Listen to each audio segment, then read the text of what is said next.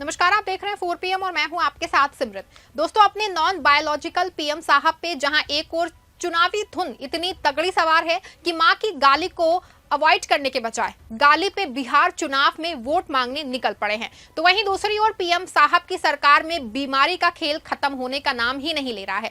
पहले बिल्कुल फिट रहते हुए धनखड़ साहब इस्तीफा देने के बाद अचानक बीमार हो गए, तो अब बड़ी खबर निकल के सामने आ रही है कि पीएम साहब के एक बहुत ही खास मंत्री एस जयशंकर जी भी बीमार हो चुके हैं। अब इन मंत्री जी की बीमारी इस्तीफे तक पहुंचेगी या नहीं, ये तो आने वाला समय बताएगा, लेकिन बड़ा सवाल ये है कि क्यों अचानक एस जयशंकर जी बीमार हो गए हैं और कैसे उनके इस्तीफे की चर्चाएं भारतीय मीडिया से लेके इंटरनेशनल मीडिया में चल रही है। ये सब कुछ मैं आपको अपनी इस रिपोर्ट में बताने वाली हूं। साथ ही इस पर भी चर्चा करेंगे दोस्तों कि अचानक पूरे मामले में राष्ट्रीय सुरक्षा सलाहकार अजित डोभाल की एंट्री के बाद कैसे बड़ा खेल सामने आ गया है। दोस्तों, जैसा कि आप जानते हैं कि पूर्व उपराष्ट्रपति धनखड़ जी का इस्तीफा हो गया है और उनको मोदी सरकार उपराष्ट्रपति हाउस को खाली करने से पहले एक मकान तक नहीं दे सकती।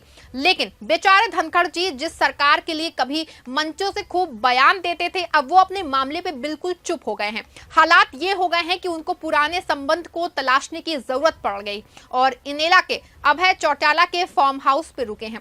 हालांकि धनखड़ के इस्तीफे की कहानी बीमारी से जुड़ी थी और यही बीमारी अब पीएम मोदी के बहुत खास रहे विदेश मंत्री की भी हो गई है। हाल ही में खबरें आई कि जयशंकर की तबीयत ठीक नहीं है, लेकिन मजेदार बात यह है कि विदेश मंत्रालय की तरफ से इस बारे में कोई आधिकारिक बयान नहीं आया।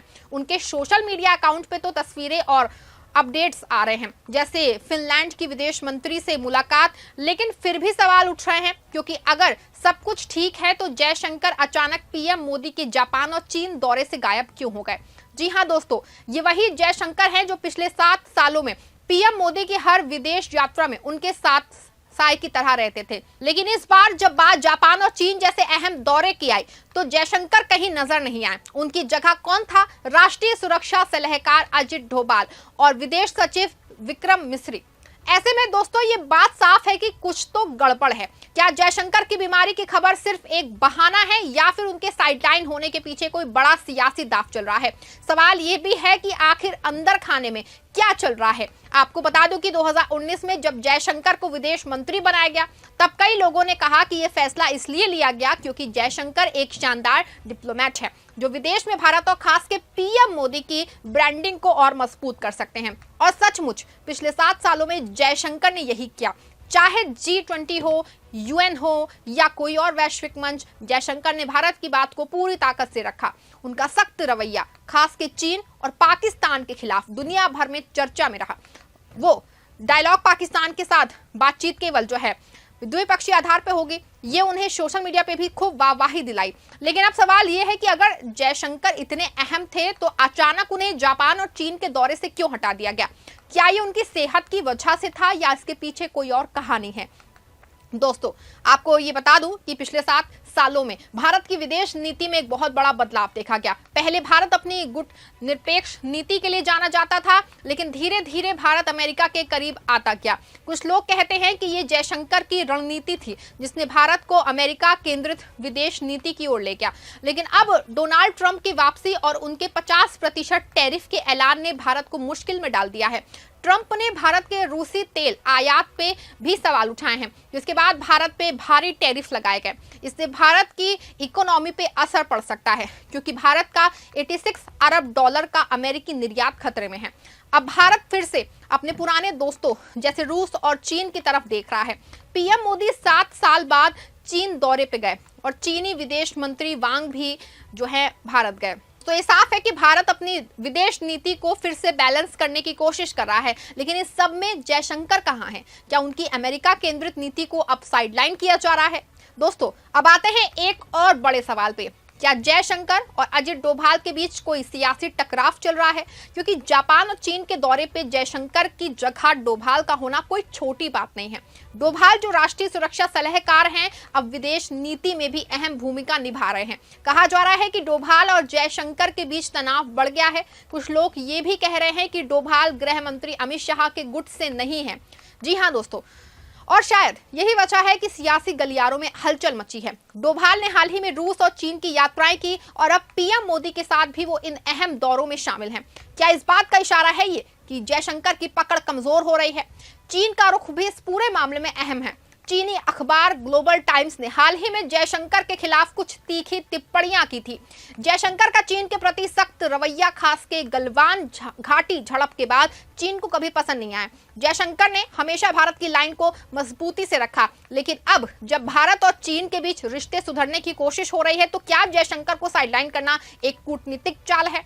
14 जुलाई 2025 को दोस्तों जयशंकर ने बीजिंग में चीनी विदेश मंत्री वांग यी से मुलाकात की थी, लेकिन अब जब पीएम मोदी खुद चीन गए तो जयशंकर की गैर मौजूदगी सवाल खड़े कर रही है। जबकि सच्चाई यह है कि जयशंकर चीन और जापान दोनों देशों के जानकार माने जाते हैं। आपको बता दें कि चीन और जापान दोनों देशों में जयशंकर एक राजनयिक के तौर पर काम कर चुके हैं, फिर भी उनको नजरअंदाज किया जाना अपने आप में एक बहुत बड़ा सवाल है। क्या मोदी सरकार ये संदेश देना चाहती है कि वो चीन के साथ सुधरे रिश्तों के लिए तैयार है और शायद जयशंकर का ये सख्त रवैया इसमें आड़े आ रहा है? सवाल ये भी है कि क्या जयशंकर इस्तीफा देंगे? धनखड़ के इस्तीफे के बाद बीमारी की खबरें और अब जयशंकर की सेहत को लेकर अटकलें, ये सब एक बड़े सियासी तूफान की ओर इशारा कर रहे हैं। कुछ लोग कह रहे हैं कि जयशंकर की बीमारी की खबर सिर्फ एक बहाना है और असल में उनकी साइड लाइनिंग का कारण है भारत की विदेश नीति में बदलाव।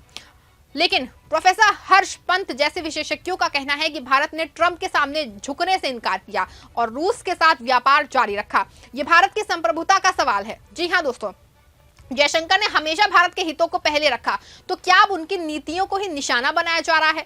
आपको बता दूं कि बीसीसी ने सलमान खुर्शीद से इस संबंध में बात की है। सलमान खुर्शीद ने बताया है कि ऐसे बड़े इवेंट में तो सामान्य रूप से प्रधानमंत्री के साथ विदेश मंत्री साथ में होता ही है, लेकिन जयशंकर साथ में क्यों नहीं थे, मुझे इसकी जानकारी नहीं है। मेरे लिए ये भी थोड़ा आश्चर्यजनक रहा कि जयशंकर साथ में क्यों नहीं है। ग्लोबल टाइम्स के लेख से भी एक संकेत मिला था, लेकिन मैं स्पष्ट रूप से कुछ कह नहीं सकता हूं। लेकिन लोकतंत्र में लोगों को यह जानने का हक है कि विदेश मंत्री साथ में क्यों नहीं थे। ट्रंप के टैरिफ ने भारत को बड़ा झटका दिया है। 50 टैरिफ का मतलब है भारत का अमेरिकी निर्यात जो जीडीपी का 2 है खतरे में पड़ सकता है। जी हां, ट्रंप ने भारत के रूसी तेल आयात पे भी सवाल उठाए हैं और भारत ने जवाब में साफ कहा कि वो किसी के दबाव में अपनी नीतियां नहीं बदलेगा। लेकिन इस सबके बीच में भारत अब रूस और चीन के साथ रिश्ते मजबूत करने की कोशिश में है। जयशंकर की मॉस्को यात्रा वांग यी का भारत दौरा इसकी मिसाल है। क्या ये इस बात का संकेत है दोस्तों कि भारत अपनी गुटनिरपेक्ष नीति की ओर लौट रहा है? और अगर हाँ, तो क्या जयशंकर की अमेरिका केंद्रित नीति अब सवालों के घेरे में है? आपको बता दूं कि नया इंडिया ने एक खबर अपने यहाँ लिखी है जिसमें साफ साफ लिखा है कि पूरा विदेश नीतियों में चेंज आने के बाद अचानक डोभाल और जयशंकर में विवाद बढ़ गया है और इसका असर भी दिखाई देने लगा है। खबर देखिए, खबर ये मौजूद है, जयशंकर और डोभाल विवाद का असर। दोस्तों आपको बता दूं कि खबर में साफ तौर पे लिखा है कि विदेश मंत्री एस जयशंकर और राष्ट्रीय सुरक्षा सलाहकार अजित डोभाल के विवाद का असर कई जगह दिख रहा है। रिलायंस समूह का अमेरिका में होने वाला कार्यक्रम रद्द हो गया है। उससे पहले प्रधानमंत्री नरेंद्र मोदी की चीन यात्रा में इसका जो है असर दिखा। रूस के राष्ट्रपति पुतिन के साथ प्रधानमंत्री मोदी की द्विपक्षीय वार्ता के दौरान जयशंकर की जगह अजित डोभाल मौजूद थे। जी हाँ दोस्तों, पुतिन के साथ उनके विदेश मंत्री सरगेई लवारोव भी थे, मोदी के साथ डोभाल मौजूद थे। बाद में मीडिया नैरेटिव भी इस बात का बहुत प्रचार किया कि भारत की रणनीति बदल रही है और इसी का प्रतीक है मोदी के साथ राष्ट्रीय सुरक्षा सलाहकार मौजूद थे। जयशंकर और डोभाल के बीच में पिछले कुछ दिनों से चल रहे विवाद में से ध्यान भटकाने के लिए रणनीति बदलने का नैरेटिव चलता है। गौरतलब है कि जयशंकर और डोभाल पिछले कुछ दिनों से विवाद चल रहा है। मीडिया की खबरों में बताया गया है कि जयशंकर के बेटे ध्रुव जयशंकर अमेरिका में ऑब्जर्वर रिसर्च फाउंडेशन यानी कि ORF के प्रमुख हैं और आरोप है कि उन्होंने भारत की कई खुफिया जानकारियां अमेरिका को लीक की। मीडिया में ये नैरेटिव बना दिया कि मोदी को उनके एक करीबी ने धोखा दिया। इस विवाद के बीच रिलायंस समूह की नीता मुकेश अंबानी कल्चर सेंटर की ओर से अमेरिका में होने वाला कार्यक्रम रद्द कर दिया गया है। एक हफ्ते का इंडिया वीक कार्यक्रम जो है वहां होने वाला था, जिसे आगे बढ़ा दिया गया है। बताया जा रहा है कि अमेरिका से चल रहे विवाद और ऊपर से जयशंकर बनाम डोभाल के विवाद की वजह से कार्यक्रम टला है। ऐसे में इस बात से इनकार नहीं किया जा सकता कि धनखड़ की तरह बीमारी के खेल में एक और इस्तीफा और ना हो जाए। दोस्तों आपको क्या लगता है, क्या जयशंकर की बीमारी की खबर सच है या ये सिर्फ एक सियासी चाल है? क्या धनखड़ के बाद अब जयशंकर को साइडलाइन करने का खेल चल रहा है या फिर बदली विदेश नीति में जयशंकर को जानबूझ के पीछे किया जा रहा है? आप जो भी सोचते हैं अपनी राय कमेंट में जरूर लिखिएगा। इस खबर को लाइक और शेयर भी करिएगा।